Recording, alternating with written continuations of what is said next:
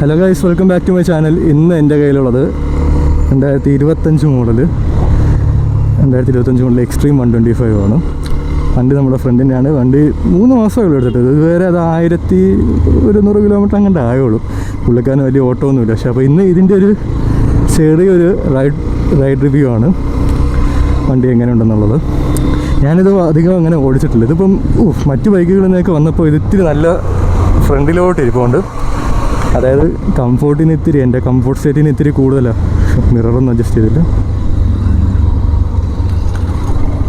പിന്നെ വണ്ടിയെക്കുറിച്ച് പറയുകയാണെങ്കിൽ ഇതിപ്പോൾ എൻ്റെ സെക്കൻഡ് ടൈം. ഞാൻ ഇത് എടുത്ത സമയത്ത് ഒരു തവണ ഓടിച്ചു. അപ്പോഴാണ് മനസ്സിലായത് ഇതിന് ക്ലച്ച് ഇല്ലെന്ന്. അത് വിറ്റായിരുന്നു. ഷോറൂമാർ ഇത് ചെക്ക് ചെയ്യാതെ കൊടുത്തു കേട്ടോ.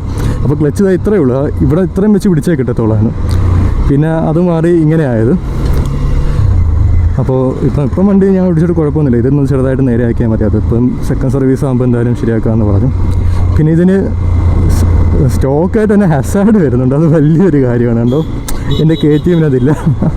അത് ഞാൻ ഫ്ലാഷ് എക്സ് വെക്കേണ്ടി വന്നത്. പക്ഷെ അത് വെച്ച് നോക്കുകയാണെങ്കിൽ ഇതിന് 125cc ഒരു അത്യാവശ്യം എല്ലാ കാര്യങ്ങളും വരുന്നുണ്ട്. നല്ല വണ്ടിയാണ്. പക്ഷെ പൊസിഷൻ ഇത്തിരി ഇതും ചെറിയ സീറ്റാണെന്ന് എനിക്ക് തോന്നുന്നത്. അപ്പം ഞാൻ ഇത്തിരി വലുതാണല്ലോ, ഞാൻ ഇത്തിരി എന്താ പറയുക, സ്വിഫ്റ്റ് കാരൻ ഡോർ അടയ്ക്കാതെ പോകുന്ന പാസഞ്ചർ സീറ്റ് ആരെങ്കിലും ഉണ്ടോ. പിന്നെ ഇനി ഓവർടേക്ക് ഇത് എങ്ങനെ പറയാം, ഡോർ അടയ്ക്കാനുണ്ടെന്ന്.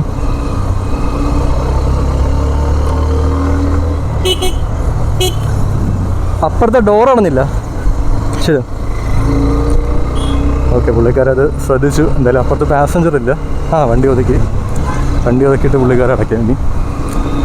അപ്പോൾ വണ്ടിയെക്കുറിച്ച് പറയുകയാണെങ്കിൽ ഇതുവരെ ഇത് ഹൈവേയിൽ എവിടെ ഞാൻ പുള്ളിക്കാരനും എൻ്റെ ഫ്രണ്ടും ഓടിച്ചിട്ടില്ല, ഞാനും ഓടിച്ചിട്ടില്ല. അപ്പോൾ കൊണ്ട് ഹൈവേയിലെ മൈലേജ് കറക്റ്റായില്ല. പക്ഷേ സിറ്റിയിൽ 60-65 കിട്ടുന്നുണ്ടെന്നാണ് എൻ്റെ ഫ്രണ്ട് പറഞ്ഞത്. ഗിയർ ഭയങ്കര ഹാർഡ്. ഫസ്റ്റ് ആയോ? ആയി. ഗിയർ KTMനെയും കാട്ടി ഭയങ്കര ഹാർഡ്.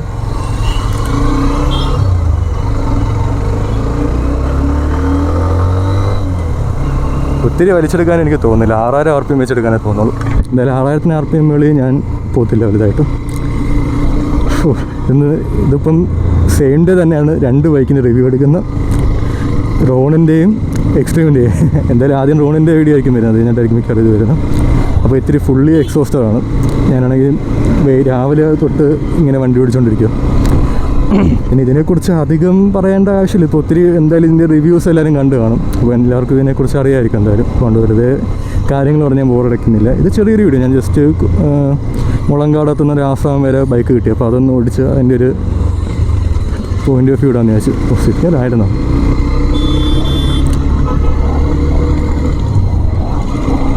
പിന്നെ വണ്ടി നല്ല സ്മൂത്താണ് കേട്ടോ. ഒരു വൈബ്രേഷൻ ഇല്ല, ഒരു സൗണ്ടും ഇല്ല, എക്സോസ്റ്റ് സൗണ്ടും വലുതായിട്ടില്ല. ആകെ എൻജിനിൽ നിന്ന് ഇങ്ങനെ RPM കൊടുക്കുമ്പോഴുള്ളൊരു സൗണ്ടേ ഉള്ളൂ, അല്ലാതെ വേറെ സൗണ്ടൊന്നുമില്ല. പിന്നെ ഇതിന് പാസ്വേഡ് കിട്ടി. 12 ഹോഴ്സ്പവറും 10.8 Nm ടോർക്ക്. കറക്റ്റ് ഫിഗർ എനിക്കല്ല, കറക്റ്റ് ഞാൻ നോക്കിയിട്ട് ചെക്ക് ചെയ്തിട്ട് ഞാൻ വീഡിയോയുടെ താഴെയായിട്ട് കൊടുത്തേക്കാം. പിന്നെ ഒത്തിരി പാടുണ്ട് കേട്ടോ ഓടിക്കാൻ. എനിക്കാണെങ്കിൽ നല്ല ബാക്ക് പെയിൻ എടുക്കുന്നത്. ഞാനാണെങ്കിൽ 6 foot ഉണ്ട് ഹൈറ്റ്. അപ്പോൾ അതിൻ്റെ ഒരു ചെറിയൊരു ഇതുണ്ട്.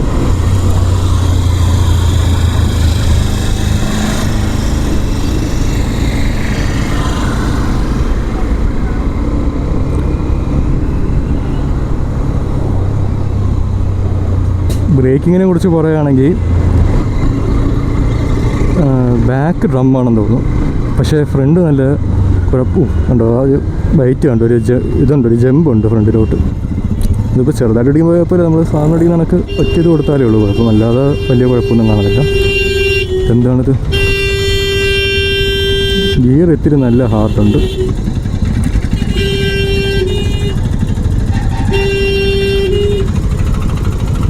ഈ മനസ്സിലാവുന്നത് എന്ത് സംഭവിക്കുന്നു.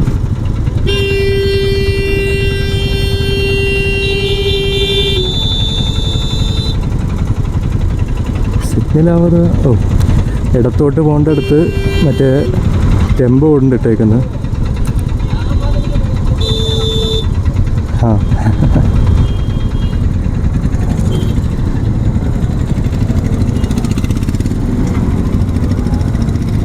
നമ്മൾ ഒരിക്കലും ഇങ്ങനെ ഇടത്തോട്ട് പോകേണ്ട സ്ഥലത്ത് കൊണ്ട് നമുക്ക് നേരെ പോകണ്ടെങ്കിൽ ഇടത്തെ സൈഡ് കൊണ്ട് ഇങ്ങനെ ഒരിക്കലും വണ്ടി ഇടരുത്. ഇനിയിപ്പോൾ വണ്ടി ഇട്ട് പോകണ്ടോ, ബസ്സുകാരനും കാറാനും കൂടെ ചെറിയൊരു സംഘർഷം പോലെയായി.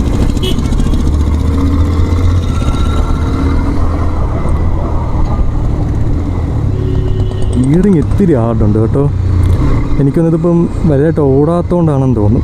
മറ്റ് ബൈക്കുകൾ വെച്ച് നോക്കുകയാണെങ്കിൽ ഇത്തിരി ഗിയറിങ് എനിക്ക് ഹാർഡായിട്ട് തോന്നുന്നുണ്ട്. പിന്നെ ഇതിപ്പോൾ ഇതിൻ്റെ 250 ഇറങ്ങിയില്ലേ, അത് വണ്ടി കിട്ടുവാണെങ്കിൽ അതിൻ്റെ റിവ്യൂവും ഞാൻ ചെയ്യാം. അയ്യോ കാറുകാരി വളഞ്ഞു പോകുമല്ലോ, വളഞ്ഞു പോകും. ഫസ്റ്റ് വീഴുന്നില്ലല്ലോ. ഉണ്ട് പ്രോ ഡ്രൈവറാണ് കേട്ടോ. അതാണ് വണ്ടി വളഞ്ഞു പോകുമെന്ന് അറിഞ്ഞിട്ടും അവിടെ ഇട്ട് നമുക്കൊന്ന് റിവേഴ്സ് എടുത്തിട്ട് വളയ്ക്കാമെന്ന് വിചാരിച്ചത്. ഈ ലൈസൻസൊക്കെ എങ്ങനെ കിട്ടുന്നില്ലേ എനിക്കറിയാൻ വയ്യ. ഈ വണ്ടി ഇവർ ഓട്ടിക്കാൻ അറിയാവുന്നവർക്ക് കൊടുക്കുകയാണെങ്കിൽ പിന്നെയും പറയും. ഇതിപ്പോൾ ഈ ഇവിടുത്തെ നമ്മളെ ലൈസൻസ് സത്യം പറഞ്ഞാൽ ഭയങ്കര ബോറാണെന്ന് ഞാൻ പറയും. ഞാൻ പറയാൻ കാരണം എന്ന് വെച്ചാൽ ഈ ലൈസൻസ് കിട്ടി മിക്കവർക്കും വണ്ടി നിരച്ച് ഓട്ടിക്കറിയത്തില്ല. ഓരോരുത്തർ റോഡിൽ ഇറങ്ങി എന്തൊക്കെ കോപ്രായങ്ങൾ കാണിക്കുന്നത് ഞാൻ അതൊക്കെ റെക്കോർഡ് എന്ന് വിചാരിക്കുന്ന ദിവസം ഞാൻ ക്യാമറ എടുക്കത്തില്ല. അതാണ് എനിക്ക് പറ്റിയ മണ്ടത്തില്ല. അപ്പോൾ ഇങ്ങനെ ഗവൺമെൻറ് ചുമ്മാ ലൈസൻസ് എടുക്കുന്ന ഒരു പ്രശ്നമുണ്ട്. അതെനിക്കിതുവരെ മനസ്സിലാവാത്തത്. അപ്പോൾ അതൊരു പ്രശ്നമാണ് ഈ ലൈസൻസിൻ്റെ കാര്യം. ഞാനിപ്പോൾ അതെന്തിനാണ് പറയുന്നത്. അപ്പോൾ എനിക്കത് റീറൈഡ് ചെയ്യേണ്ടി വരും. ഞാൻ നോക്കിയ കാര്യമെല്ലാം മറന്നത്. നമുക്കിതിൻ്റെ സൗണ്ടൊന്ന് ഒബ്സർവ് ചെയ്ത് നോക്കാം.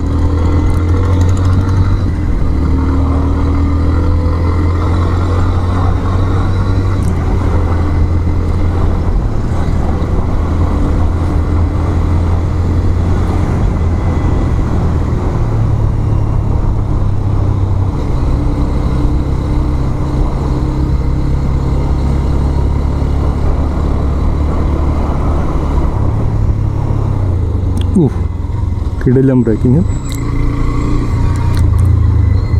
പക്ഷെ ഗിയറിങ് ഇത്തിരി എന്താ പറയുന്നത് ഭയങ്കര ടൈറ്റായിട്ട് എനിക്ക് തോന്നുന്നുണ്ട്. എൻ്റെ കാല് നല്ല ബലം കൊടുക്കുന്നുണ്ട്.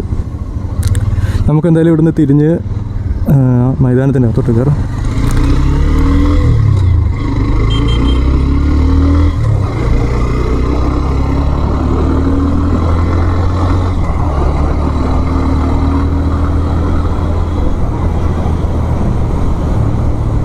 കോൺട്രി നല്ല രസമുണ്ട് കേട്ടോ. നമ്മളെ ഫ്രണ്ടിനെ കാണുന്നില്ല.